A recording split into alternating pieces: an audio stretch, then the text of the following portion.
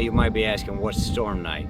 Well, it's an opportunity for the students to come in and try to utilize all the information that we've taught them over the first 14 weeks. As instructors, we get the pleasure of going over and tearing down their lines, making a mess, cutting the poles down, cutting the wires, and just trying to simulate what the lines may look like in the event of a storm having gone through.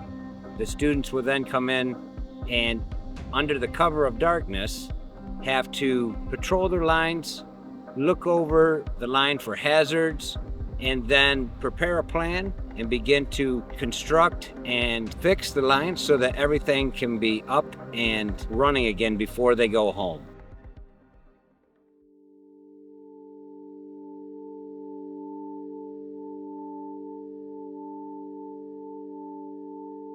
Just trying to get here, establish what the storm has done, try and figure out kind of as a team what steps to take and what stage and what process.